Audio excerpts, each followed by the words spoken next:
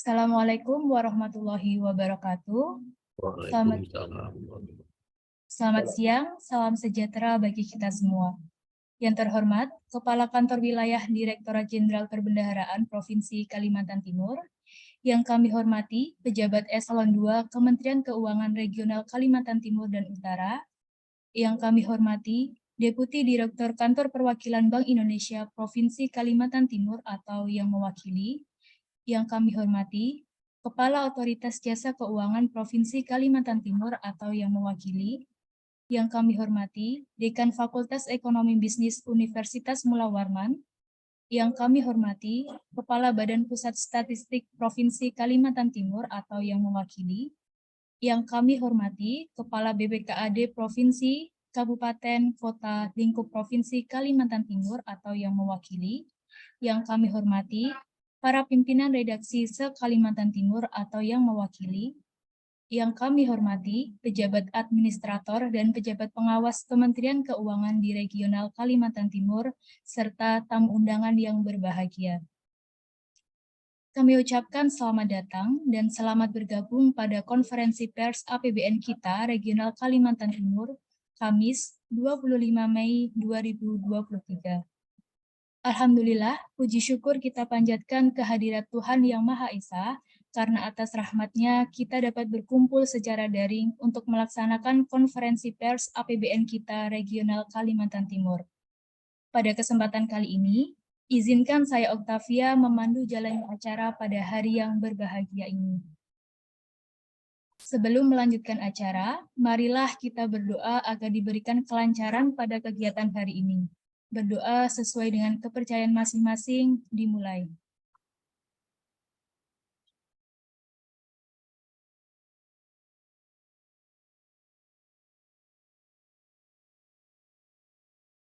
Berdoa dicukupkan.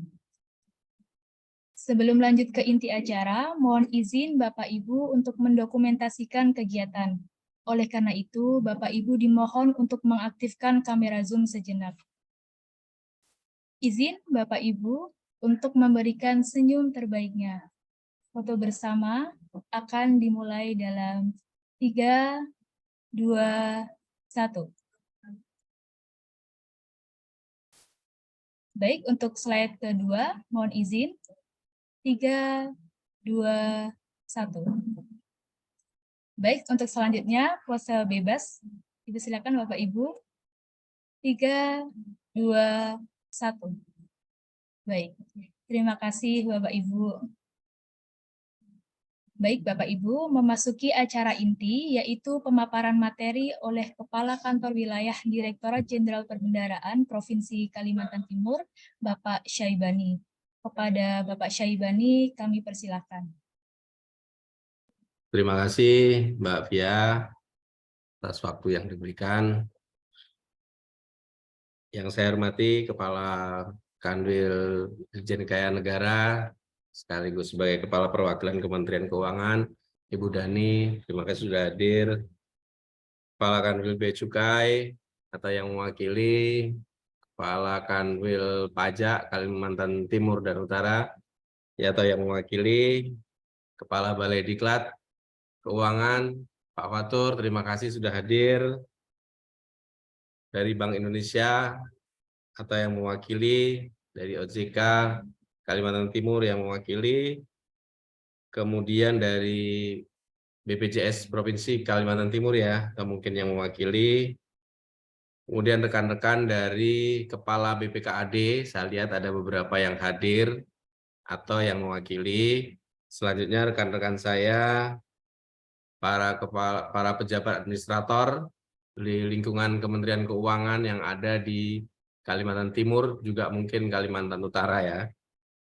Rekan-rekan sekalian yang hadir dalam kesempatan ini, yang sudah menyempatkan hadir untuk acara konferensi pers kali ini. Hari ini kita melakukan konferensi pers terkait dengan APBN Kaltim. Mungkin ini adalah bagian dari amplifikasi atau perluasan informasi yang sebelumnya Ibu Menteri Keuangan sudah menyampaikan pada tanggal 22 Mei 2023, ruang lingkupnya adalah terkait dengan serapan ataupun aktivitas APBN sampai dengan 30 April tahun 2023. Jadi walaupun hari ini sudah sampai 25 Mei, tapi untuk data yang sudah katakanlah yang sudah fake itu kita ambil angka sampai dengan 30 April 2023.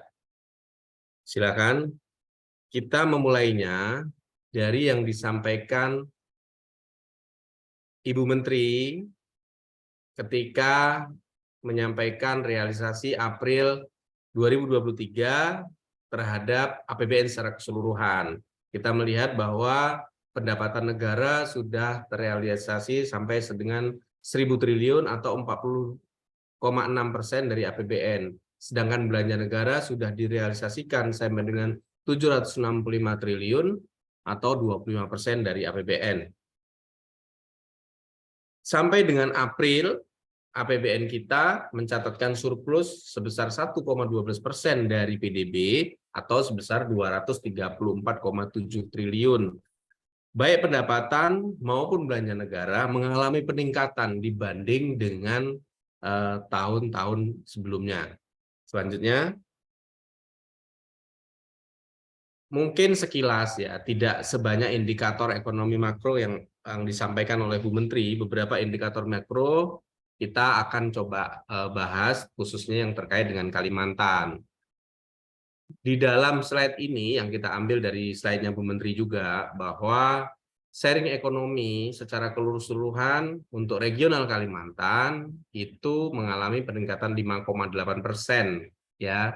Hanya regional Sulawesi yang lebih tinggi daripada pertumbuhannya di Kalimantan. Artinya untuk region yang lain, Jawa, Kalimantan, Papua maupun Bali Nusra, kita lebih tinggi di regional Kalimantan.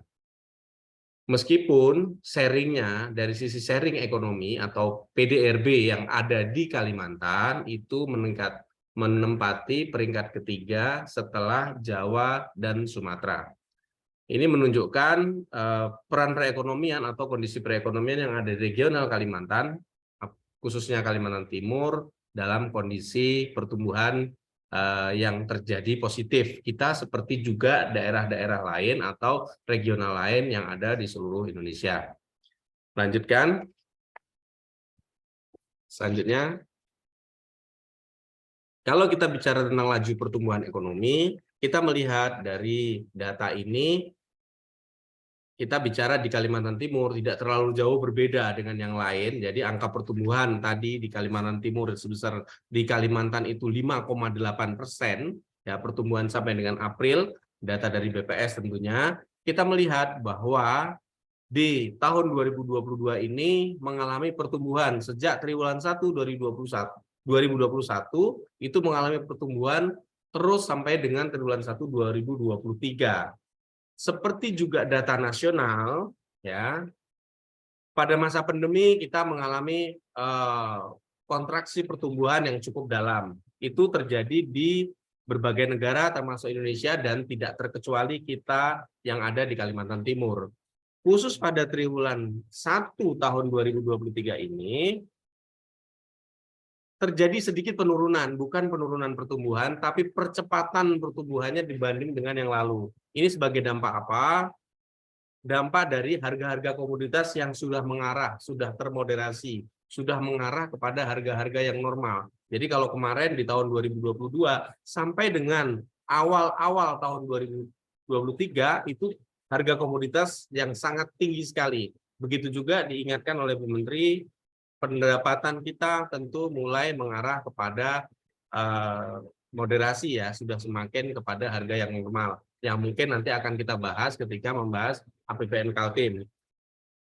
Selanjutnya, kalau kita melihat indikator ekonomi terkait dengan inflasi, kita melihat bahwa inflasi yang ada di Kalimantan Timur ini tidak terlalu jauh berbeda.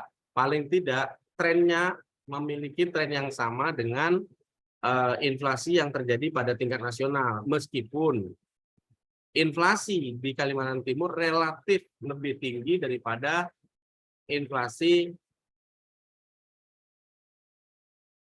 Mohon maaf, suara hujannya ganggu nggak ya? Mudah-mudahan nggak ya. Begitu juga terkait dengan pada triwulan 1 di tahun 2023 ini. Secara kumulatif sampai dengan bulan April,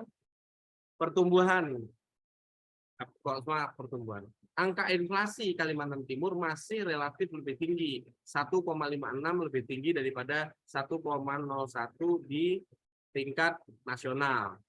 Kalau kita melihat, meskipun dibanding nasional, Kalimantan Timur itu masih relatif lebih tinggi, namun di kawasan Kalimantan Timur itu masih masih ada yang lebih tinggi, yaitu Kalimantan Tengah maupun Kalimantan Selatan. Selanjutnya kalau kita melihat indikator yang lain, yaitu neraca perdagangan, mencatatkan surplus. Kalau Bu Menteri Keuangan selalu menyampaikan neraca perdagangan Indonesia atau angka nasional itu selama 35 bulan mengalami surplus. Tetapi itu tentu bukan hal yang asing di Kalimantan Timur, karena di Kalimantan Timur konsisten mencatatkan surplus perdagangan semenjak 2011. Saya rasa ini tentu menyumbang perbaikan pada perekonomian nasional. Kalau kita melihat ekspor di bulan April tercatat 2,40 miliar. Memang ini lebih kecil daripada sebesar 27,75% dibanding tahun-tahun sebelumnya. Angka ini juga tidak terlalu jauh berbeda dengan angka nasional. Kalau kita melihat lebih dalam, sebenarnya secara nominal kita bertumbuh, tapi faktanya harga-harga komoditas sudah mulai menurun. Yang temanya disampaikan Bu Menteri kemarin, kondisinya sudah mulai mengarah kepada harga yang moderasi. Selanjutnya kalau kita melihat kinerja APBN Kaltim, tadi adalah beberapa indikator-indikator ekonomi yang kemarin mungkin dijelaskan secara rinci di press conference-nya Bu Menteri. Dari berbagai data indikator kinerja ekonomi yang dijelaskan Ibu Menteri Keuangan pada 22 Mei yang lalu, kita melihat ya misalnya yang lain yang tidak kita capture dalam kesempatan ini, misalnya nilai tukar atau tingkat bunga, atau biasanya Bu Menteri menyebutnya sebagai policy rate atau data-data yang lain. Data-data itu mengkonfirmasi bahwa stabilitas makroekonomi, pemulihan ekonomi maupun pertumbuhan ekonomi yang tinggi itu memberikan confidence yang cukup kuat terhadap perekonomian di Indonesia, termasuk yang terjadi juga di Kaltim. Saya rasa kita melihat kinerja APBN di Kaltim, di layar ini kita bisa melihat bahwa sampai dengan April, pendapatan Kaltim sudah mencapai 14,71%, yang ini artinya adalah 41% dari target 35,66 triliun. Ini sudah menunjukkan peningkatan, seperti juga nasional, ya ini menunjukkan peningkatan pendapatan dibanding dengan tahun yang lalu. Begitu juga dengan belanja negara. Kalau di nasional pendapatan itu meningkat 40%, kita peningkatannya targetnya sudah mencapai 41%, lebih tinggi dari nasional. Begitu juga dengan belanja negara. Belanja negara kita sudah mencapai 15,23 triliun, yang artinya 24,24% dari pagu yang 62,81 triliun. Kalau di nasional sudah tercapai 25%, artinya secara belanja kita sedikit porsinya lebih sedikit daripada dibanding dengan nasional yang sudah 25% dari APBN. Selanjutnya, kalau kita melihat perkembangan belanja pemerintah pusat, lanjut. Kita bisa melihat angka yang tadi 41% tercapaian itu, atau mohon maaf dari sisi belanja sebesar 15 triliun. Ya, dari 15 triliun itu atau 24% dari pagu itu terbagi di dalam belanja yang kita belanjakan melalui kementerian lembaga sebesar 3,76% atau 20% pagu kementerian lembaga yang sebesar 30,24 triliun, dan berikutnya adalah transfer ke daerah sebesar 11,47 triliun, Yang ini adalah 35% dari pagu yang 32,58 triliun. Kalau kita melihat lebih dalam, nanti akan kita jelaskan pada slide berikutnya, tapi kita melihat dibanding dengan tahun 2019, 2020, 2021, terlihat dinamikanya bahwa di tahun 2023 terjadi peningkatan yang begitu tinggi terkait dengan belanja negara. Apa yang menyebabkan hal ini? Nanti akan kita jelaskan di berikutnya, keterkaitannya bagaimana belanja IKN itu sangat mempengaruhi APBN yang ada di Kalimantan Timur. Kalau kita melihat lebih dalam selanjutnya, belanja kementerian lembaga itu terbagi di dalam belanja pegawai, belanja barang, belanja modal, dan belanja bantuan sosial. Kita melihat bahwa belanja pegawai sudah terrealisasi 31%, sedangkan belanja barang itu terrealisasi sebesar 21,6%, sedangkan belanja modal ada 5,6%, tapi dengan jumlah tentu yang lebih besar. Sedangkan belanja bantuan sosial belum ada realisasi dari 8,25%. Perlu kami sampaikan bahwa belanja bantuan sosial memang sekitar 8,25 miliar. Tetapi belanja sosial yang ada di Kalimantan Timur tidak hanya dikelola dari Dirjen Perbendaharaan saja, tidak melalui KPPN yang ada di Provinsi Kalimantan Timur. Beberapa bantuan sosial itu disalurkan secara terpusat dari pemerintah pusat, mungkin lewat kantor pos, lewat Kartu Indonesia Pintar, dan sebagainya. Jadi yang seperti itu tidak disalurkan melalui KPPN yang ada di Provinsi Kalimantan Timur. Di Kalimantan Timur ada 3 KPPN, yaitu KPPN Balikpapan, KPPN Samarinda, dan KPPN Tanjung Redep. Ini adalah yang dibelanjakan melalui kementerian lembaga. Kementerian lembaga itu seperti apa saja? Misalnya kita melihat, lanjutkan, paling tidak ada 6 kementerian lembaga yang kita anggap dia memiliki pagu yang besar. Kita ambil 6 ini, ke-6 kementerian lembaga ini yang ada di Kalimantan Timur ini, mereka memiliki pagu selama setahun lebih dari 500 miliar. Yang tertinggi tentu saja ada di PUPR, yang sebagian besar dananya itu digunakan untuk pembangunan IKN, Ibu Kota Nusantara. Selanjutnya adalah bentar, mundur dulu. Selanjutnya, setelah PUPR ada Kementerian Pertahanan, kita di sini ada Pangdam, ada Danrem, Koramil, dan seterusnya. Kemudian ada TNI, ya, ada Polri, ya, kita punya Kapolda, punya Polres, dan sebagainya. Itu dibiayai dari APBN kita, yang pagunya kurang lebih ada 1,21 triliun. Mohon izin, kalau tadi dari Kementerian Pertahanan ada pagunya 1,23 triliun yang sudah terrealisasi 361 miliar atau 13%. Sedangkan Polri pagunya ada 1,2 triliun, sudah terrealisasi 379 miliar atau 14,5%. Selanjutnya ada Kementerian Pendidikan Kebudayaan, di sini ada universitas, ada politeknik, dan sebagainya. Kemudian ada Kementerian Perhubungan yang dialokasikan 741 miliar dan sudah terrealisasi sebesar 180 miliar. Selanjutnya ada Kementerian Agama, kita punya Kanwil Agama, kantor Departemen Agama, dan sebagainya. Itu memberikan pelayanan kepada masyarakat yang menjadi tugas-tugas pemerintah pusat. Selanjutnya tentu ada Kementerian Keuangan, ada BPS, dan kantor-kantor pemerintah yang lainnya yang pagunya di bawah 500 miliar. Kurang lebih seperti itu. Selanjutnya, untuk apa saja? Ya, kalau kita melihat tadi sudah kita sampaikan bahwa ini perlu kami sampaikan terhadap kinerja APBN terhadap pembangunan IKN, karena hampir separuh dari pagu kita yang 60 triliun itu, ya, 30 triliunnya kita belanjakan melalui kementerian lembaga, tadi sudah kita sebutkan. Dari 30 triliun ini ada 21,9 triliun yang patut diduga atau dalam mitigasi kami atau dalam bagaimana kami melihatnya, di dalamnya itu adalah terkait dengan pembangunan IKN. Di kementerian lembaga mana saja? Ada di lingkungan hidup, ada di perhubungan, ada di PUPR tentu sebagian besarnya. Yang ini kalau kita bicara sama-sama di nomenklaturnya APBN kita bicara satuan kerja ya. Ini ada 13, 14, ada 27 satuan kerja yang mengelola. Berapa dananya? 21,94 triliun. Di KLHK ada 1,49%-nya, 98%-nya ada di Kementerian PUPR. Ini terlihat sekali bagaimana alokasi APBN di Kaltim itu sangat besar sekali pada tahun 2022, begitu juga dengan 2023.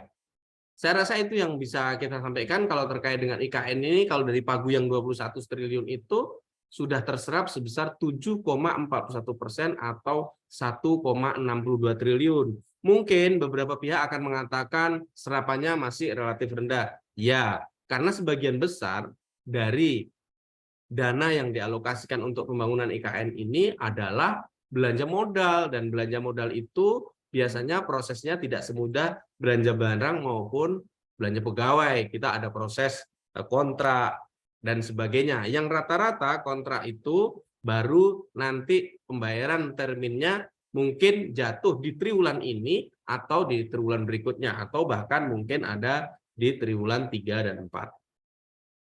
Mungkin itu. Selanjutnya, selanjutnya di sini, untuk apa saja sih sebetulnya distribusi belanja kementerian lembaga dari 30,24 triliun, ya, karena dari 60 triliun tadi saya ingatkan kembali bahwa yang 30 triliun itu ditransfer ke daerah, artinya masuk ke APBD, akan kita jelaskan pada kesempatan berikutnya. Yang melalui kementerian lembaga ada 30 triliun, 74-nya kita pakai untuk infrastruktur, membangun IKN sebesar 22,47 triliun, ya, antara lain di dalamnya adalah untuk membangun pembangunan infrastruktur IKN. Tentu ada juga yang di luar IKN, tidak semuanya ada di IKN ya, karena ini jumlahnya sudah 22,47 triliun.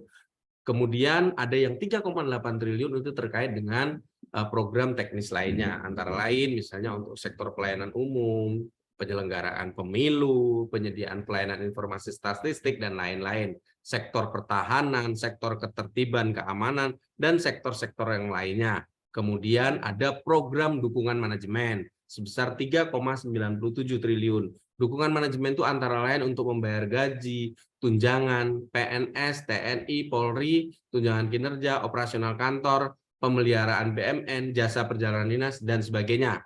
Jadi kurang lebih kalau kita bagi dalam 3 kategori ini, 74% dipakai untuk infrastruktur, 13% untuk dukungan manajemen kita sebutnya, kemudian 12% dipakai untuk program teknis lainnya. Selanjutnya, kalau kita melihat dari sisi kinerja penerimaan, seperti juga yang terjadi pada nasional, terjadi pertumbuhan neto kumulatif mayoritas pajak secara dominan itu tumbuh secara positif. Kita melihat di sini bahwa terjadi pertumbuhan penerimaan pajak 42,67% dari periode April 2022. Ya. Jadi ini terdiri dari pajak dalam negeri maupun pajak perdagangan internasional. Nanti kita lebih detailnya akan kita jelaskan, atau nanti mohon berkenan teman-teman dari Kanwil Pajak jika ingin menambahkan penjelasan ini. Selain penerimaan pajak, ada juga penerimaan negara bukan pajak yang juga ternyata mengalami peningkatan sebesar 17,10%. Ini sudah terrealisasi 730 miliar atau 0,73 triliun, yang artinya sudah tercapai 48,84% dari target yang 1,5 triliun. Selanjutnya, ini juga di sisi kanan kita melihat pertumbuhan terkait dengan penerimaan negara mulai dari 2019 sampai dengan 2022 dan sampai dengan triwulan pertama tahun 2023. Ini kita bisa memperlihatkan bahwa kalau istilahnya Bu Menteri menunjukkan bahwa kita sudah mulai bangkit. Ya, kalau 2019 ada sedikit penurunan di 2020, 2021, 2022, 2023 sudah menunjukkan realisasi penerimaan yang sudah semakin baik. Selanjutnya, kalau kita melihat ya penerimaan pajak di sini, kita melihat bahwa baik PPh non migas, PPNBM, dan PBB maupun pajak lainnya terjadi peningkatan. Pada bulan April ini penerimaan pajak sudah mencapai 13,22 triliun, tumbuh sebesar 61,43%, dan 41,90% dari target APBN. Jadi targetnya sudah tercapai 41,98%, yaitu sebesar 31,48 triliun. Hal ini tentu didukung juga dari kepatuhan para wajib pajak. Bagaimana kinerja penerimaan pajak ini bisa meningkat? Antara lain tentu dipengaruhi oleh aktivitas ekspor, khususnya batubara, perdagangan, transportasi, industri pengolahan, dan kepatuhan para pembayar pajak. Tentu dalam kesempatan ini kami mengucapkan terima kasih kepada para wajib pajak yang tentu ini menjadi kinerja kita bersama teman-teman dari Kanwil Pajak dalam melakukan aktivitasnya, melakukan aktivitas pengawasan terhadap wajib pajak yang dilakukan oleh rekan-rekan di KPP. Kita bisa mengatakan ini sudah semakin baik. Ini juga diapresiasi oleh Ibu Menteri Keuangan dalam press conference beberapa hari yang lalu. Selanjutnya, kita melihat setoran PNBP. PNBP ini sebetulnya kalau kita secara substansi, maaf, kita masih penerimaan bea cukai dulu ya. Terkait dengan penerimaan bea cukai ini sangat dipengaruhi oleh perdagangan internasional atau harga-harga internasional. Kita melihat bahwa yang mungkin di-highlight kali ini adalah meskipun penerimaan bea cukai itu sedikit melambat, sebetulnya ini masih on track, masih di dalam jalurnya, yaitu akibat penerimaan bea keluar yang menurun. Bea keluar ini sangat dipengaruhi oleh harga, khususnya kalau kali ini yang jadi tren adalah terkait dengan CPO. Makanya kita melihat penerimaan kepabeanan dan cukai mencapai 760 triliun atau 28% dari target APBN 2023 sebesar 2,68 triliun.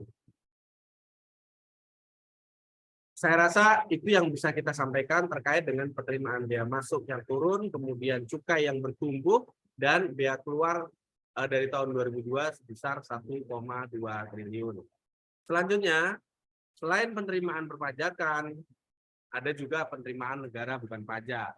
Penerimaan negara bukan pajak ini substansinya adalah layanan yang diberikan negara secara privat ataupun pemanfaatan aset yang dilakukan oleh negara menghasilkan pendapatan itu kemudian menjadi penerimaan negara bukan pajak. Kita biasa menyebutnya sebagai PNBP. Berapa yang sudah kita capai? Kita sudah mencapai 730 triliun atau 48%, 48,84% dari target sebesar 1,5 triliun. Kalau kita melihat bertumbuhnya PNBP ini ya dari tahun 2022, kita melihat di tahun 2022 kita bisa peningkatan 14 triliun dari sebelumnya ya, dari tahun 2021. Diharapkan tentu di tahun 2023 ini akan meningkat lebih baik lagi.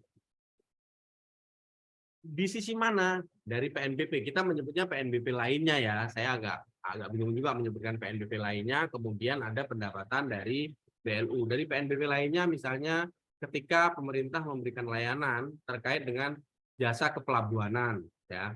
Terus kemudian terkait dengan pemerintah memberikan layanan pendidikan. Kemudian pendapatan kenavigasian. Ini adalah layanan-layanan yang diberikan pemerintah tetapi sifatnya masih berbayar, yang kemudian menjadi kita menyatakannya sebagai penerimaan negara bukan pajak. Selain itu, ada pendapatan badan layanan umum. Pendapatan badan layanan umum ini adalah pendapatan negara yang tidak disetorkan ke kas negara, tapi dikembalikan menjadi layanan kepada masyarakat. Jadi misalnya di sini ada 5 badan layanan umum, 2 perguruan tinggi, 2 rumah sakit, dan 1 bandara. Mungkin kita tahu di sini mengenal ada Universitas Mula Warman, kemudian ada Poltekkes kalau nggak salah, ada rumah sakit TNI Angkatan Darat, kemudian ada rumah sakit polisi kalau tidak salah, ada 1 bandara. Nah, kita melihat jumlahnya 595 miliar itu kita pungut dari layanan-layanan yang kita menyebutnya sebagai layanan lainnya, atau sebetulnya ini lebih kita menyebutnya sebagai layanan substansi ya, layanan fungsional, kemudian yang lainnya adalah pendapatan badan layanan umum. Setidaknya ini menggambarkan bagaimana APBN bekerja kepada masyarakat, memberikan layanan, namun demikian ada juga yang didistribusikan kepada masyarakat dalam bentuk infrastruktur maupun layanan yang lainnya. Selanjutnya kita mencoba melihat bagaimana dengan kinerja APBD. Kalau kita bicara kinerja APBD, kita melihat bahwa kinerja APBD regional Kalimantan Timur ini dan dukungannya terhadap transfer kas daerah. Kita tidak bisa memisahkan antara transfer kas daerah dengan akunnya APBD, karena dari jumlah pendapatan sebagian besar atau mungkin kalau angkanya sekitar 75% itu adalah dari transfer daerah. Kalau di sini kita melihat di sisi kiri kita sudah mentransfer ke kas daerah ya selama sampai dengan 30 April ini sebesar 11,47 triliun.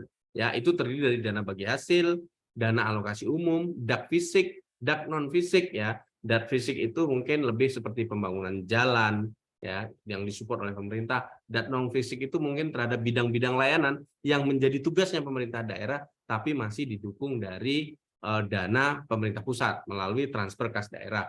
Kemudian dana insentif daerah kebetulan tahun ini nggak ada ya, nol. Dana desa, di dalam dana desa ini nanti ada yang dipakai sebagai operasional desa, tetapi ada juga yang menjadi bantuan langsung tunai.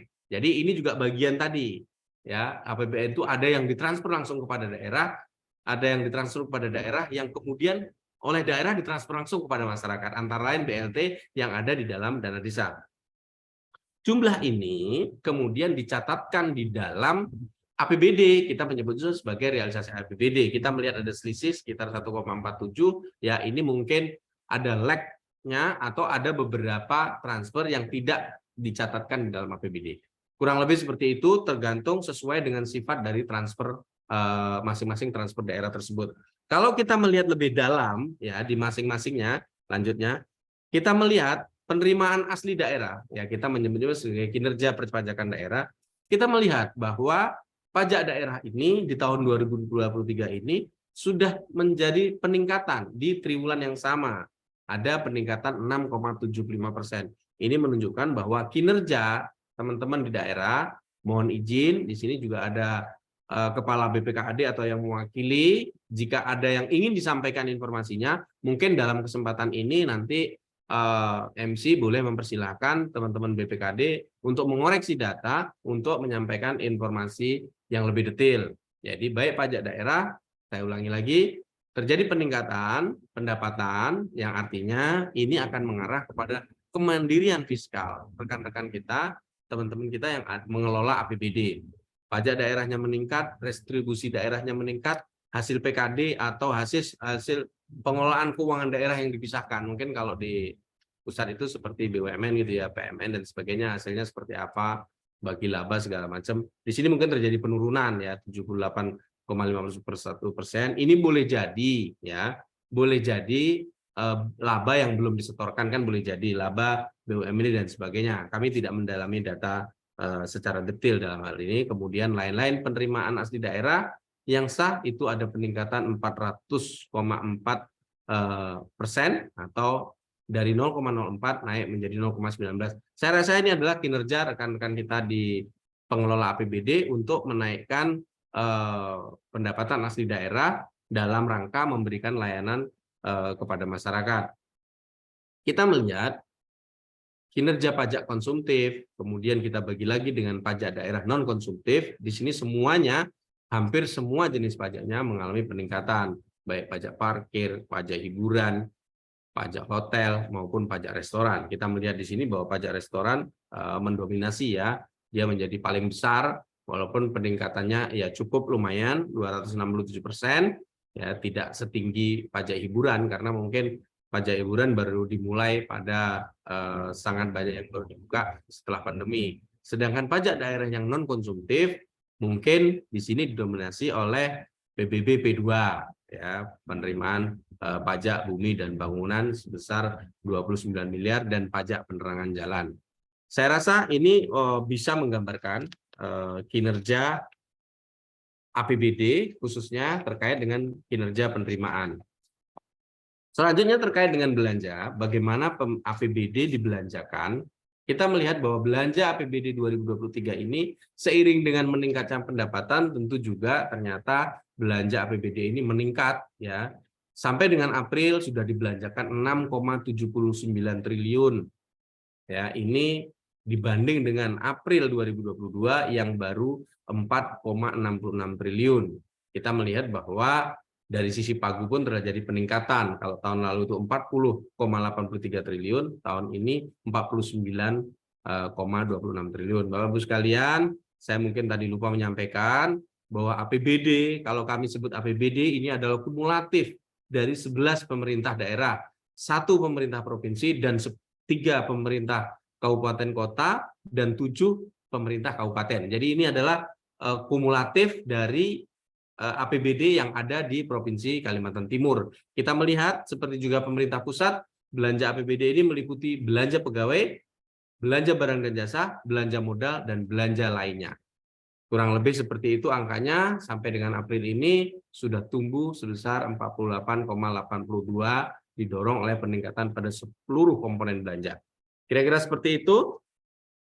Bapak Ibu sekalian, yang dapat kami sampaikan, indikator-indikator ini menunjukkan bagaimana kondisi perekonomian Indonesia ini berada dalam kondisi yang stabil baik. Ini optimisme kita dari sisi makroekonomi yang kita sampaikan di awal tadi, fiskal dan moneter, dan sektor keuangan secara umum. Meskipun demikian, masih perlu diwaspadai dalam menyikapi kondisi global yang bergejolak dan dinamis. Perekonomian Kaltim, kita melihat bahwa triwulan 1 2023 ini tumbuh secara solid menjadi fondasi kuat dalam menghadapi risiko global di tahun 2023. Kinerja APBN di bulan April 2023 sangat baik, didukung oleh kinerja pendapatan yang kuat serta diimbangi belanja yang terjaga dengan baik. Sekali lagi mungkin apresiasi kepada masyarakat, para wajib pajak, karena juga Bu Menteri mengulangi beberapa kali, para wajib pajak, saya lupa nih menambahkan juga ada data yang mengatakan bahwa shifting dari yang melaporkan secara manual dengan yang melaporkan secara digital itu sudah relatif lebih banyak. Jadi banyak juga wajib pajak kita yang menyadari bahwa enakan pakai e-filing dan sebagainya. Selanjutnya, kinerja APBN di 2023 ini tumbuh secara optimis bagi pemulihan ekonomi yang lebih kuat dengan tetap mewaspadai risiko perekonomian global. APBN diupayakan, Bapak Ibu sekalian, press conference ini salah satu tujuannya adalah bagaimana APBN ini kita melihat berkontribusi nyata dan dirasakan langsung oleh masyarakat melalui berbagai program prioritas saat ini, baik program kesehatan, pendidikan, infrastruktur, fasilitas publik, dan bantuan sosial.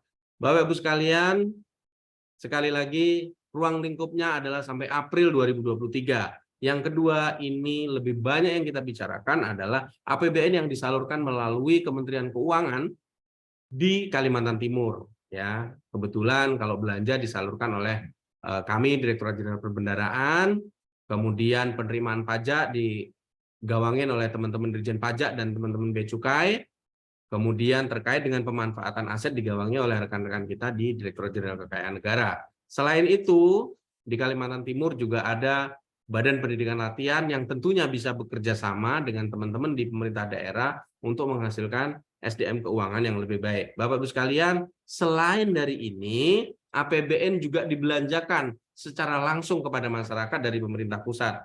Modelnya adalah model-model bantuan sosial atau subsidi. Misalnya saja, katakanlah penerima Keluarga Harapan ya kalau nggak salah ya, program Keluarga Harapan. Terus ada kartu sembako, pembayaran PBI ya, bagian. Jadi beberapa masyarakat yang tidak bisa membayar BPJS, tidak bisa membayar jaminan kesejahteraan nasional itu, JKN itu, yang salah satunya BPJS, itu dibayari oleh negara. Itu dibayar langsung dari pemerintah pusat, tidak ditransfer melalui kami. Kemudian program Indonesia Pintar yang dilakukan oleh teman-teman Kementerian Pendidikan dan Kebudayaan itu dibiayai langsung dari pemerintah, langsung dari instansi pusat ya, pemerintah pusat, kita juga pemerintah pusat. Dan masih banyak lagi yang mungkin ke depan kita akan usahakan, kita akan menemukan data itu. Subsidi BBM, subsidi minyak goreng jika ada, itu biasanya ditransfer langsung dari pemerintah pusat kepada penerima. Itu mungkin yang dapat kami sampaikan, Bapak-Ibu sekalian. Sekali lagi, jika ada rekan-rekan baik dari BPKAD maupun dari teman-teman di Kementerian Keuangan yang ingin menambahkan, memberikan informasi terkait dengan kegiatan hari ini, saya persilakan, saya kembalikan kepada Mbak Oktavia Terima kasih. Billahi taufiq wal hidayah. Wassalamualaikum warahmatullahi wabarakatuh. Waalaikumsalam warahmatullahi wabarakatuh. Terima kasih Pak Syaibani atas pemaparannya. Baik, selanjutnya pemaparan akan kami persilahkan kepada Kepala Kantor Wilayah Direktorat Jenderal Kekayaan Negara Kalimantan Timur dan Utara, Ibu Kusuma Wardani. Kepada Ibu Dani kami persilahkan. Ya, terima kasih Mbak Oktavia. Yang saya hormati dan saya banggakan, Bapak Ibu, ada Pak Bani, Kepala Kanwil DJBP Kalimantan Timur, kemudian Kepala Kanwil Bea Cukai Kalimantan Bagian Timur yang diwakili oleh Pak Agus Cahyono, kemudian Kepala Kanwil DJP Kalimantan Timur dan Utara yang diwakili oleh Pak Budi, kemudian dari BDK Balikpapan Pak Muhammad Fatur, serta Bapak Ibu sekalian dari BPS, dari BPKAD, serta para hadirin sekalian pada kesempatan ini, rekan-rekan wartawan ya, Mas Media. Assalamualaikum warahmatullahi wabarakatuh. Salam sejahtera untuk kita semua. Bapak Ibu sekalian, tadi disampaikan oleh Pak Bani terkait dengan kinerja APBN dan APBD yang berada di wilayah Kalimantan Timur. Kami dari Ditjen Kekayaan Negara sesuai dengan tugas kami terkait dengan aset, penilaian, pelayanan lelang, serta pengurusan piutang, izin men-sharing informasi progres dari pelaksanaan tugas dan fungsi kami yang lebih banyak terkait pengelolaan aset. Mungkin mohon bantuan dari Asrot, Mbak Arum atau Mas Surut. Ya.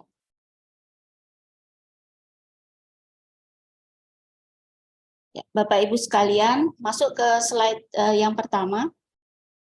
Kami di Ditjen Kekayaan Negara, bidang tugasnya terkait dengan pengelolaan aset, piutang negara dan PNBP lelang. Bentuk kontribusi kami terkait dengan PNBP berasal dari ketiga hal tersebut. Dan sampai dengan bulan April tahun 2023, capaian terhadap target yang ditetapkan untuk tahun ini mencapai 165,40% dari trajektori sampai dengan bulan April 2023. Bapak Ibu sekalian, lanjut ke slide next slide.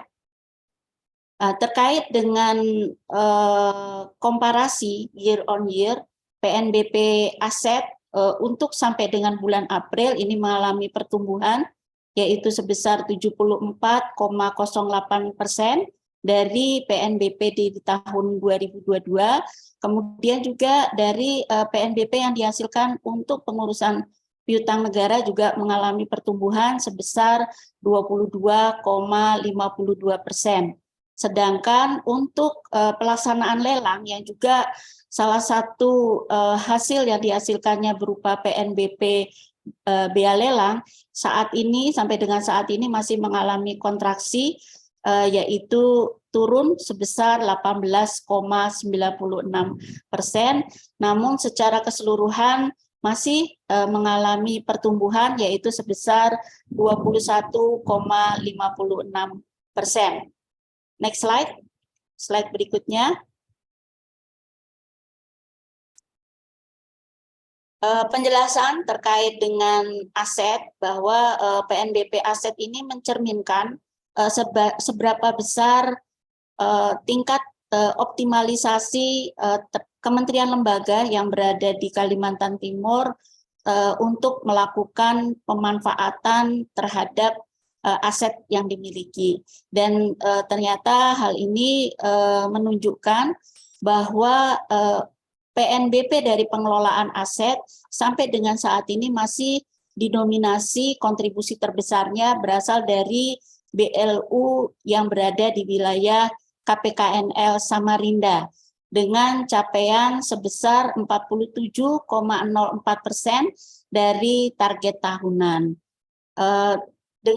Terkait dengan hal ini, memang untuk pemanfaatan aset BMN atau barang milik negara, milik kementerian lembaga, memiliki porsi yang lebih kecil terkait bahwa BMN yang digunakan oleh kementerian lembaga memang dengan tujuan untuk pelaksanaan tugas dan fungsi, sehingga terkait dengan pemanfaatannya pun sampai dengan saat ini masih kalah dengan kontribusi PNBP dari Badan Layanan Umum yang memang banyak hal pemanfaatan aset yang bisa dilakukan oleh BLU di luar pelaksanaan tugas dan fungsi BLU itu sendiri.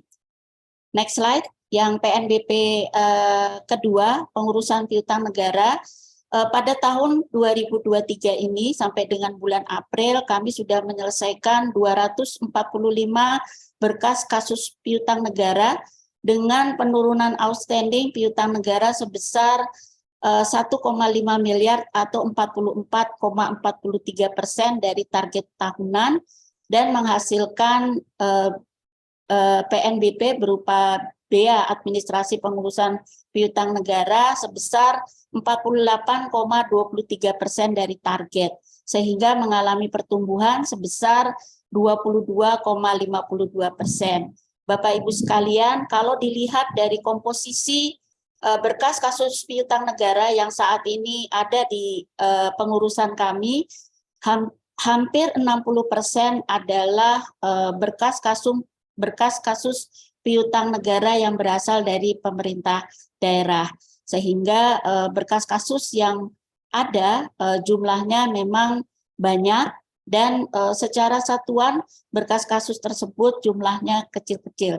Oleh karena itu jumlah biat yang dihasilkan pun tidak terlalu besar.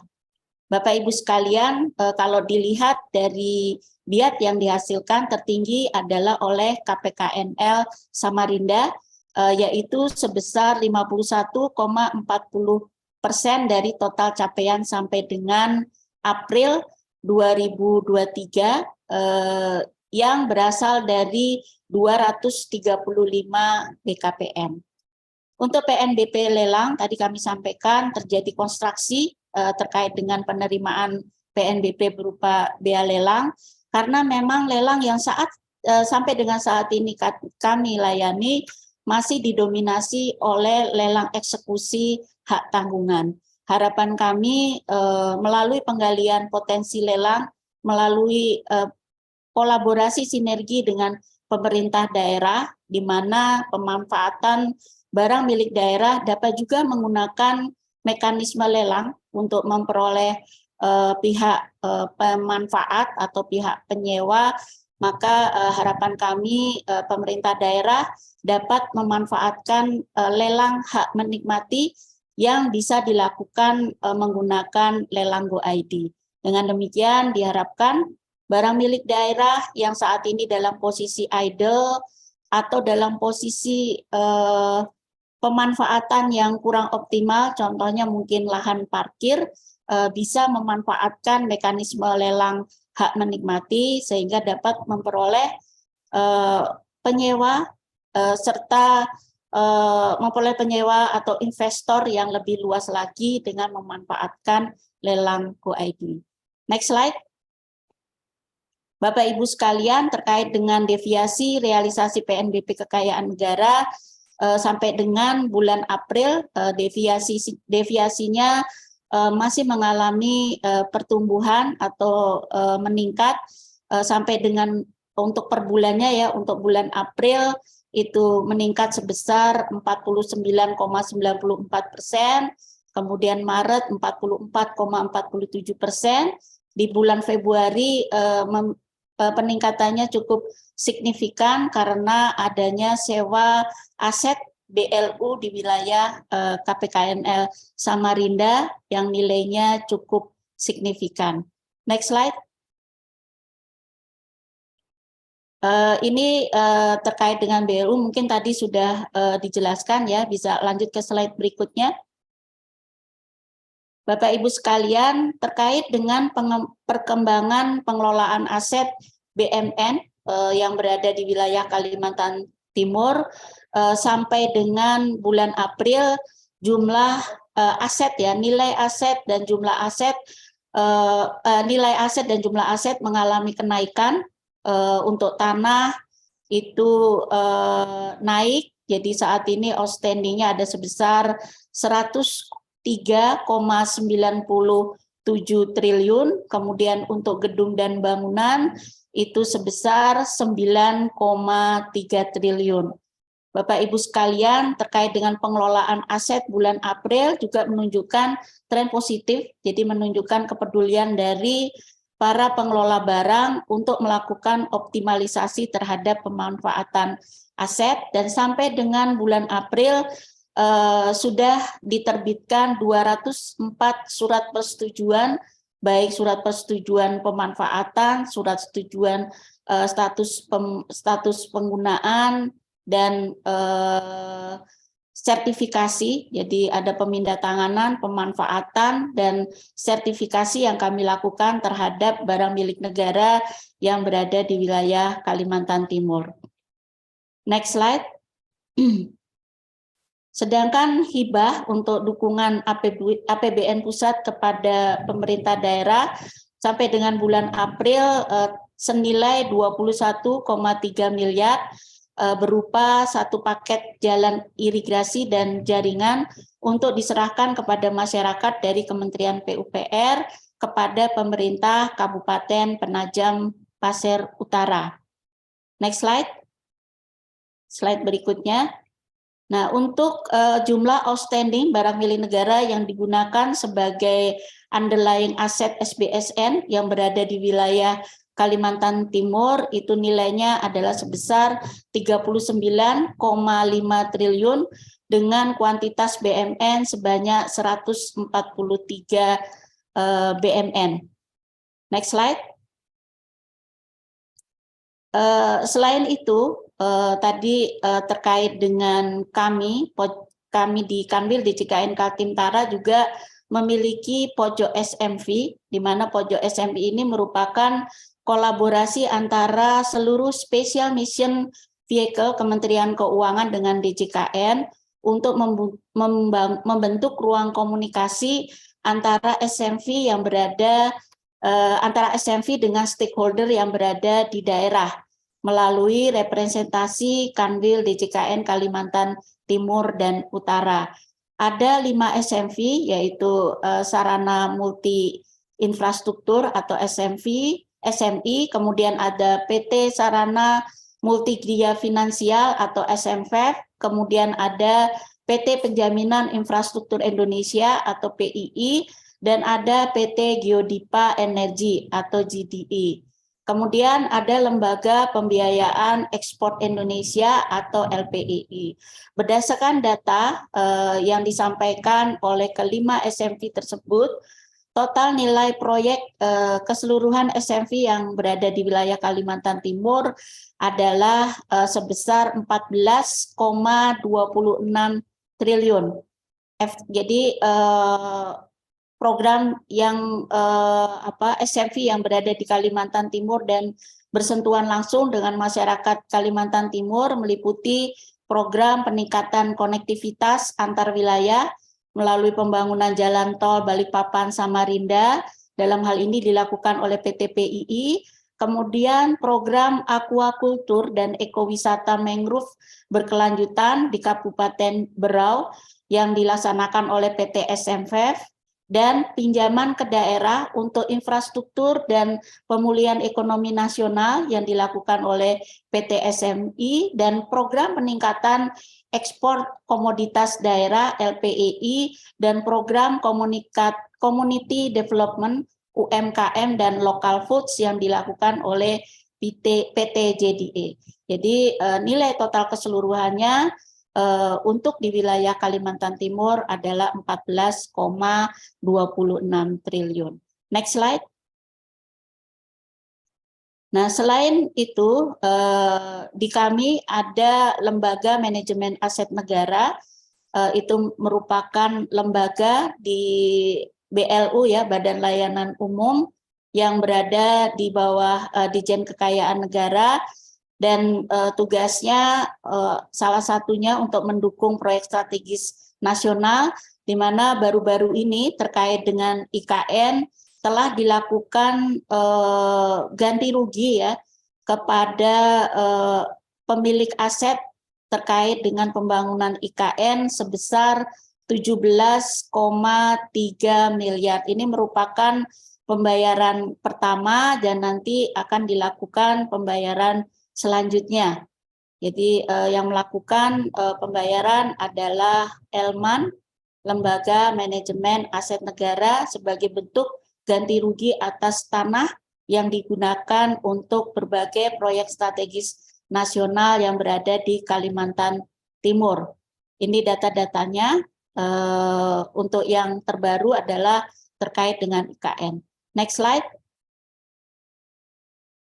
Bapak Ibu sekalian, tugas kami selain terkait dengan pengelolaan aset milik pemerintah pusat atau barang milik negara, juga mendukung terkait dengan BMD, dan salah satunya kami juga membantu pemerintah daerah di dalam melakukan penilaian barang milik daerah. Dan sampai dengan saat ini, sampai dengan bulan April, jumlah laporan penilaian yang sudah kami berikan kepada pemerintah daerah ada 13 laporan penilaian, sedangkan untuk barang milik negara ada 146 laporan penilaian. Jadi secara total di bulan Maret dan di bulan April ada 260 laporan, di mana untuk BMD ada 26, kemudian untuk BMN di kisaran lebih dari 200 laporan penilaian. Sedangkan dari sisi objek penilaian berupa BMN, ini yang terbesar sampai dengan saat ini berada di lingkup wilayah kerja KPKNL Bontang. Sedangkan untuk yang objeknya adalah barang milik daerah, yang terbesar saat ini ada di KPKNL Bontang juga. Tapi peningkatan yang terbesar ada di KPKNL Balikpapan. Next slide. Mungkin itu sedikit tambahan informasi dari kami Ditjen Kekayaan Negara terkait informasi progres pengelolaan kekayaan negara di wilayah Kalimantan Timur. Demikian saya kembalikan kepada Mbak Oktavia. Wabillahi taufik walhidayah. Wassalamualaikum warahmatullahi wabarakatuh.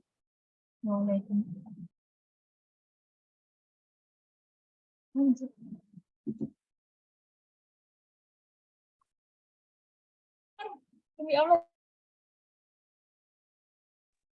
Mas tolong, tunggu error. Nggak bisa diambil. Mohon maaf, ada kendala teknis. Baik, mungkin dilanjut, barangkali ada tambahan informasi dari, sepertinya sudah hadir ini Bu Santi, Kakanwil Bea Cukai, Kalimantan bagian Timur. Kami persilahkan, barangkali ada tambahan informasi terkait dengan kinerja Bea Cukai. Baik, terima kasih Pak Budi Lesmana. Yang kami hormati Bu Dani, Kakanwil DJKN, Pak Bani, Kakanwil DJPB Kaltim, Pak Sakop, Kakanwil DJBC Kaltara, Pak Heru, Kakanwil DJP Kaltimtara, Pak Ahmad Fatur, Kepala BDK Balikpapan, dan Bapak Ibu sekalian, terutama juga para rekan-rekan dari pemerintah daerah dan juga dari media massa yang ada. Assalamualaikum warahmatullahi wabarakatuh. Dari kami tidak banyak Bapak Ibu sekalian, hanya mungkin menjelaskan sedikit lagi terkait dengan apa yang tadi sudah disampaikan oleh Pak Saibani terkait dengan capaian penerimaan kami di sampai dengan bulan April 2023 bahwa pada anggaran 2023 ini Kanwil DJBC Kalbaktim mendapatkan target penerimaan sebesar 2,68 triliun Ini adalah 0,9 dari total target penerimaan bea cukai yang 303,19 triliun. Untuk periode Januari sampai dengan April tadi juga sudah disampaikan bahwa target penerimaan trajektori yang telah kami dapat adalah 90,3935% dengan rincian tadi juga sudah disampaikan oleh Pak Saibani. Kemudian nanti mungkin boleh dilihat kembali terkait dengan slide yang sudah disampaikan. Bila dibandingkan dengan penerimaan tahun lalu, maka di periode yang sama, Januari sampai dengan April, maka kinerja penerimaan Kanwil DJBC Kalbaktin sedikit mengalami perlambatan di 11,31 year on year, yang disebabkan karena turunnya, tadi sudah disampaikan harga CPO dan turunannya hingga 49,75%. Sehingga pendapatan di sektor bea keluar tersebut berkurang. Data setahun yang lalu di tahun 2022 penerimaan bea keluar dari CPO dan turunannya itu mencapai 72,10% dari penerimaan total Kanwil DJBC Kalbaktin. Harga referensi CPO dan turunannya awal tahun ada di USD 858,96 per metrik tonnya. Sedangkan untuk periode April ini di awal April 1 sampai 15 April itu di 898,29 US dollar per metrik ton. Sedangkan periode 16 sampai 30 April sedikit membaik di 932,69 per metrik ton. Ini sedikit di atas asumsi APBN. Jadi selama beberapa bulan ke belakang di bawah APBN dan di tanggal 16 sampai 30 April ini ada sedikit di atas APBN, asumsi APBN yaitu 900 US dollar per metrik ton. Khususnya untuk Kalimantan Timur, penerimaan bea cukai sampai dengan April itu mencapai di 766,93 miliar atau 28,46%. Nah, khususnya untuk Kalimantan Timur ini presentasi penerimaan mengalami perlambatan ya kalau kita lihat secara year on year-nya, terutama dari target penerimaan yang memang disampaikan ke kami karena memang targetnya sendiri menurun sekitar 34% dari tahun lalu. Dan hal ini disebabkan karena memang beberapa mengalami perlambatan selain yang utama adalah dari sisi bea keluar. Untuk bea masuknya sendiri mencapai 349, realisasinya di 350,27 atau 31,48%, kemudian bea keluarnya di 413,52 di 26,15% dan cukainya sendiri ini jauh meningkat untuk cukai. Targetnya di 951, sedangkan saat ini kami sudah bisa mencapai 3,1 miliar. Jadi ada peningkatan 336% dari sisi cukai. Disampaikan tadi bahwa penurunan utama dari BK memang karena turunnya harga referensi. Namun demikian kita juga melihat bahwa ternyata di dalam negeri sendiri ada peningkatan pemenuhan kuota dalam negeri itu untuk konsumsi dalam negeri. Kemudian ada lagi peningkatan dari konsumsi CPO tersebut untuk biodiesel. Sehingga memang kalau kita lihat untuk ekspornya jauh berkurang. Kemudian upaya apa saja yang kami lakukan untuk mengoptimalisasikan penerimaan melalui hal-hal sebagai berikut. Yang utama adalah kami sudah membentuk tim optimalisasi penerimaan. Kemudian kami juga melakukan penataan pelabuhan melalui NLE dan juga penataan perbatasan serta adanya operasi gempur rokok ilegal. Sehingga kalau kita lihat maka capaian dari cukai sendiri meningkat cukup tinggi. Langkah strategis yang dilakukan antara lain juga adalah penyelarasan arus lalu lintas barang dan dokumen internasional sejak kedatangan sarana pengangkut hingga barang tiba di gudang pelabuhan Balikpapan dan Samarinda untuk NLE yang ada. Kalau kita lihat NLE sendiri sudah mulai di piloting dan diberlakukan di Samarinda dan juga Balikpapan. Dan berdasarkan rekomendasi dari Stranas PK, maka ada perluasan dari implementasi Nasional Logistik Ekosistem ini, yaitu di wilayah Kaltara, yaitu di Pelabuhan di Nunukan. Kemudian yang kami lakukan berikutnya adalah monitoring dan evaluasi kegiatan pelayanan barang impor melalui penelitian atas pelaporan dokumen impor.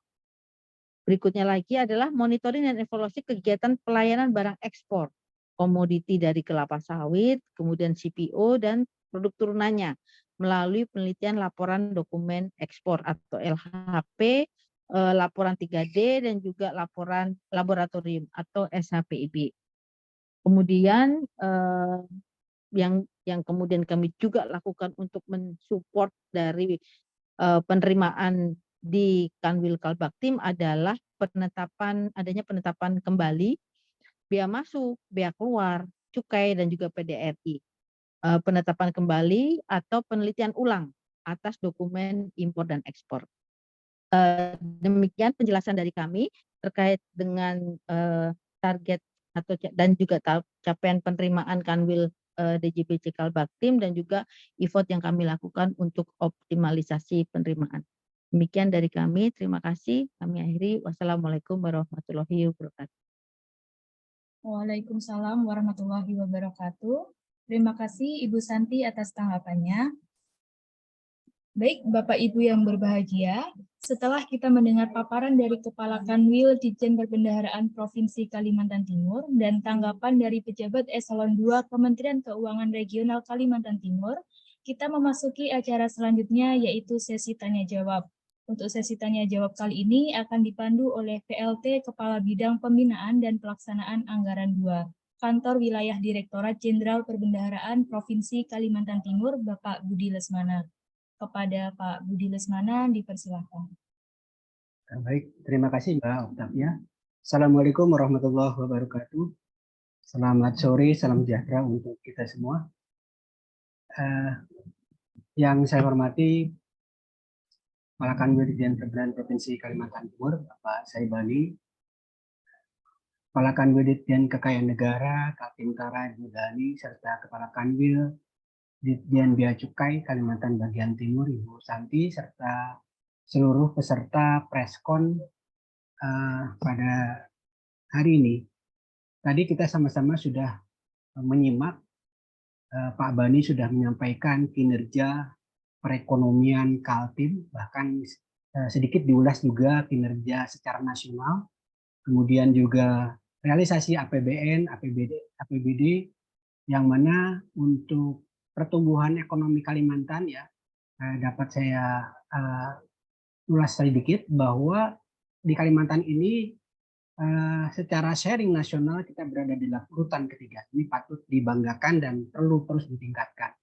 Kemudian untuk kinerja pendapatan di Kalimantan Timur ini mencapai 14,7 triliun atau 41,24% dari target pendapatan tahun 2023. Untuk belanja ini sudah mencapai 15,23 triliun atau 24,24%. Termasuk juga di dalamnya adalah realisasi transfer ke daerah. Nah, untuk tadi juga Pak Bani menyampaikan terkait dengan perkembangan belanja modal di IKN yang baru terrealisasi 1,6 triliun dari pagu 21 triliun. Ini memang masih terkendala dalam hal proses lelang, kemudian juga mekanisme pengadaan barang jasanya yang biasanya dilakukan per termin. Insya Allah nanti di triwulan kedua dan seterusnya itu akan mengalami peningkatan secara signifikan. Kemudian yang terkait dengan PNBP, tadi juga sudah disampaikan kinerja, bukan hanya PNBP, termasuk juga perpajakan, ini juga sudah baik, termasuk untuk realisasi dari penerimaan perdagangan internasional. Tadi dari Bu Dani, Kepala Kanwil DJKN, sudah menyampaikan tambahan informasi terkait dengan pengelolaan BMN, ya, aset negara yang ada di Kalimantan Timur. Termasuk juga realisasi PNBP dari aset yang mencapai 12 miliar lebih. Dan terakhir, Bu Santi, Kepala Kanwil Bea Cukai, menyampaikan kinerja pendapatan dari perdagangan internasional yang di dalamnya termasuk bea masuk dan bea keluar. Kesimpulan yang tadi sudah kita simak sama-sama bahwa perekonomian secara umum sudah stabil dengan baik. Namun demikian tetap harus diwaspadai. Kita bersyukur perekonomian di Kaltim ini tumbuh dengan solid. Kinerja APBN maupun APBD juga sudah sangat baik sampai dengan April 2023. Mudah-mudahan ini terus dapat ditingkatkan kinerjanya. Itu poin-poin yang dapat saya catat dari paparan 3 kepala kanwil tadi. Nah, di sini juga sebenarnya hadir perwakilan dari Kanwil DJP. Barangkali ada tambahan informasi dari Kanwil Direktorat Jenderal Pajak Kalimantan Timur dan Utara yang terkait dengan kinerja perpajakan. Kami persilahkan, barangkali ada tambahan informasi. Terima kasih Pak Budi. Saya sedikit aja menambahkan terkait SPT tahunan ya untuk wajib pajak di Kalimantan Timur. Assalamualaikum warahmatullahi wabarakatuh. Yang kami hormati Pak Saibani, Kepala Kanwil DJPB Kaltim, Bu Dani, Kepala Kanwil DJKN Kaltim Tara, Bu Santi, Kepala Kanwil DJBC Kalbaktim, dan Pak Ahmad Fakur yang dari BPPK serta Bapak Ibu dari pemerintah daerah serta rekan-rekan media. Sedikit kami tambahkan terkait capaian penerimaan pajak yang sangat baik sampai dengan Mei. Jadi membaiknya penerimaan pajak ini artinya terkait juga dengan pelaporan SPT dari wajib pajak. Nah, kita akan melihat bagaimana sebenarnya kondisi SPT tahunan yang wajib pajak laporkan. Jadi sampai dengan Mei, ini SPT tahunan PPH yang disampaikan di tahun 2023 ini meningkat sebesar 8,90% dibanding tahun 2022. Ini kalau kita lihat peningkatan ini untuk WP badan ini sekitar 11,01%, dan untuk wajib pajak orang pribadi sebesar 8,73%. Nah, jadi kita akan melihat komposisi bagaimana kepatuhan wajib pajak ini dilaporkan oleh wajib pajak. Jadi komposisi secara elektronik, SPT ini disampaikan secara elektronik itu adalah dengan e-filing tadi yang seperti Pak Saibani katakan, ini sebesar 98,68% dari total seluruh wajib pajak yang ada di Kalimantan Timur. Kemudian yang masih melaporkan secara manual SPT-nya ini adalah 1,32%. Jadi ada peningkatan yang cukup signifikan. Nantinya dengan adanya pemberitaan di media ini tidak mempengaruhi kepatuhan dari wajib pajak untuk melaporkan baik secara elektronik maupun masih secara manual. Nah, total SPT yang dilaporkan disampaikan sepanjang tahun 2002 ini, 2002 tahun lalu ini adalah sekitar 376. Nah, jadi ada peningkatan untuk sisa dari perkiraan yang akan dilaporkan ada 102.000 SPT yang nanti akan dilaporkan sampai akhir tahun. Jadi kita masih menunggu dari 10 KPP yang ada di Kalimantan Timur dan Utara, ini nanti akan ada 102 lagi yang akan melaporkan kewajiban SPT-nya supaya ini bisa mencapai 100%. Dan kita berharap juga ini akan melebihi penyampaian SPT di tahun 2022. Mungkin ini Pak Budi Lesmana terkait tambahan dari Direktorat Jenderal Pajak yang kami sampaikan. Terima kasih. Assalamualaikum warahmatullahi wabarakatuh. Waalaikumsalam warahmatullahi wabarakatuh. Baik, terima kasih Pak Budi Hernowo yang sudah menyampaikan informasi terkait dengan kepatuhan para wajib pajak dalam menyampaikan pelaporan perpajakannya. Selanjutnya kami persilahkan rekan-rekan dari luar Kementerian Keuangan yang ingin menyampaikan masukan, informasi ataupun pertanyaan. Saya melihat di sini hadir ada dari BPKAD, Provinsi Kalimantan Timur, Samarinda, Mahulu, Bontang, kemudian juga ada dari BPS, dari OJK juga. Kami persilakan barangkali ada yang ingin disampaikan atau ditanyakan.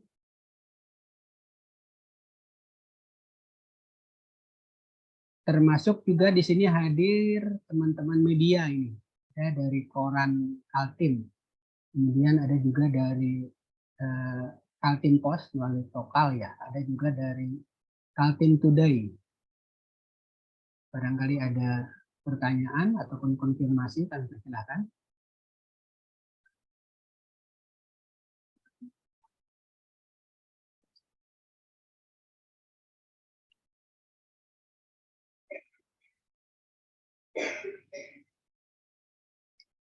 Kalau belum ada, kami persilahkan juga Pak Fatur, barangkali ada informasi apa terkait dengan pendidikan pelatihan di BDK yang mungkin juga bisa menjadi tambahan informasi kepada masyarakat. Kami persilakan Pak Fatur. Baik, terima kasih Pak Budi Lesmana, Bapak Ibu terhormat. Ya, Assalamualaikum warahmatullahi wabarakatuh. Banyak kesempatannya. Pada kesempatan yang baik sekali ini kami dari Balai Riset Keuangan Balikpapan mewakili instansi unit usulan 1 Badan Pendidikan dan Pelatihan Keuangan BPPK. Kami bertugas dan memiliki fungsi yaitu menyelenggarakan pendidikan dan pelatihan dalam bidang keuangan negara untuk wilayah kerja kami yaitu Kalimantan Timur, Utara, Selatan, dan Tengah. Ini termasuk Kalimantan Timur untuk kesempatan saat ini. Jadi kami kebetulan memang menyelenggarakan tugas kami pertama menyelenggarakan pelatihan pengembangan kompetensi untuk para pegawai Kementerian Keuangan. Juga kami mensupport pengembangan pelatihan juga untuk kementerian lain selama itu memang pelatihannya terkait dengan pengelolaan keuangan negara. Ya, beberapa pelatihan kami juga sudah menyelenggarakan pelatihan kepada para pengelola keuangan desa, ya, para aparat desa yang mereka yang memang mengelola APBN, ya, secara langsung sampai tingkat daerah, ya. Pengelolaan keuangan daerahnya, pengelolaan akuntansinya, termasuk bendahara-bendahara desa, ya. Kami juga menyelenggarakan pengelolaan keuangan desa secara umum.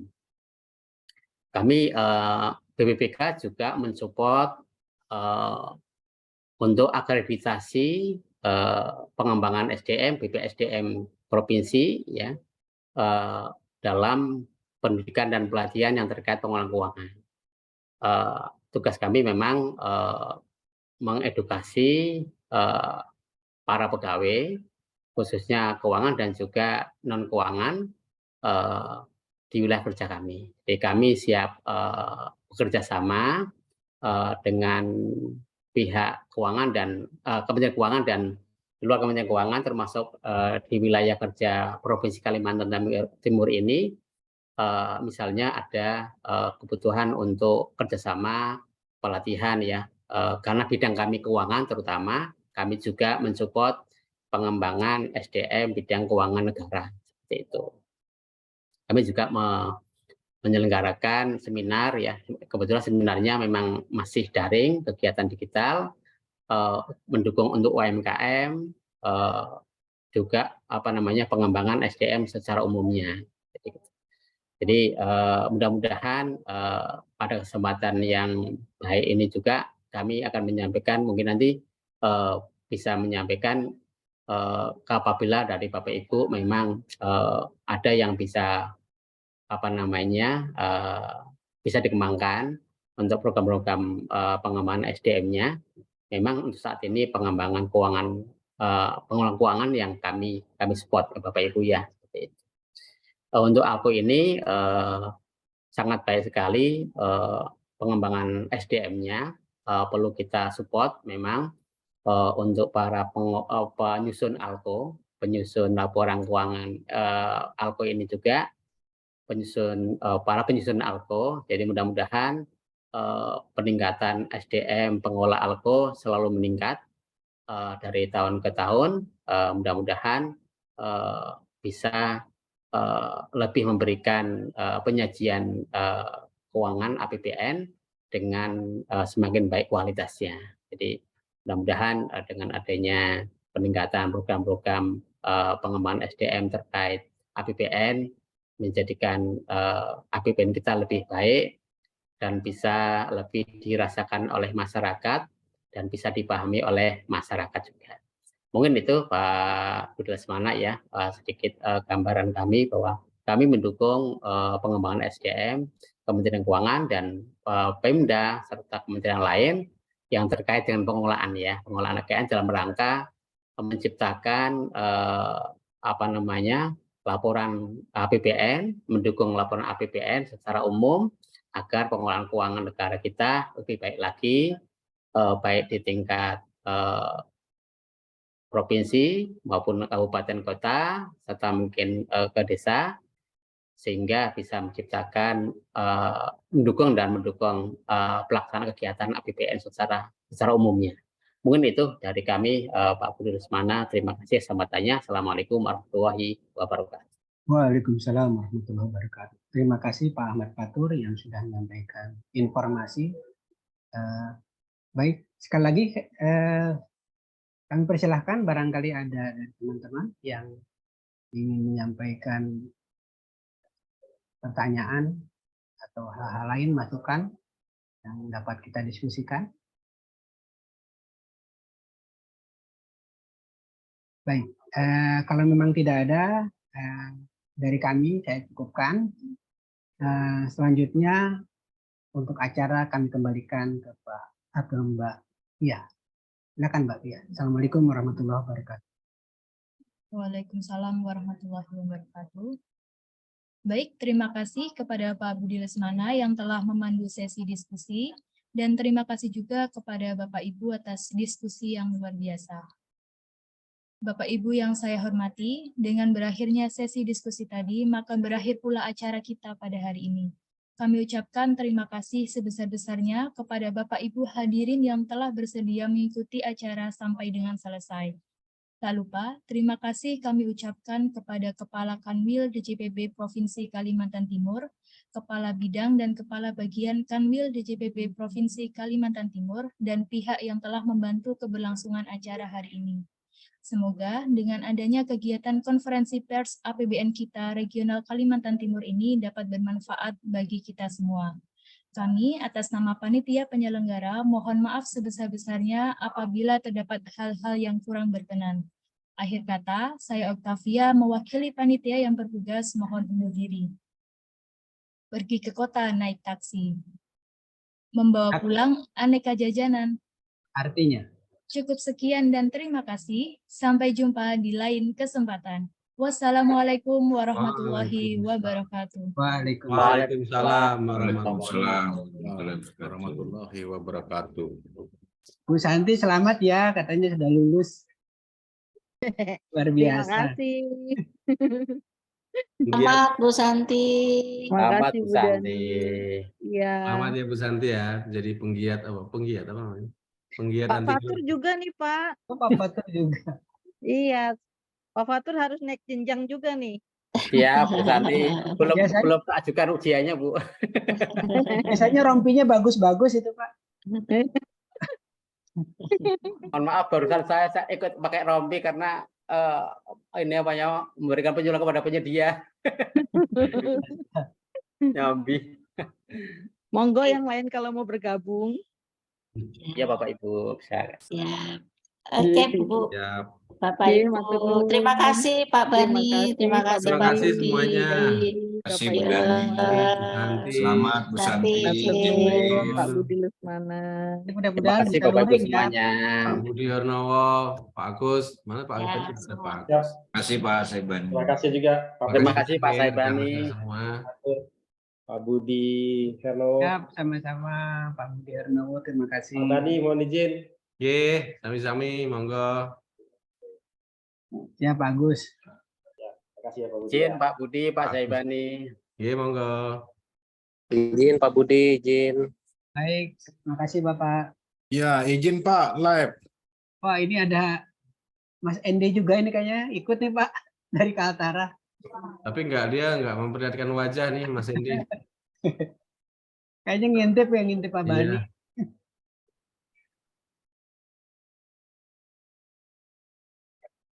Oke, Pak Budi. Oke, baik Pak. Saya izin ya. Mas Ardi, terima kasih Terima Pak. kasih Pak Budi, terima kasih Mbak Via, mana tadi? Octavia, Pak udah hilang duluan. Pak Octavia, terima kasih Mas Ada, Budi, Pak. teman Iya, siap. semua. Terima kasih ya. Saya izin Sama-sama Pak dulu. Budi. Assalamualaikum, selamat sore. Waalaikumsalam warahmatullahi wabarakatuh.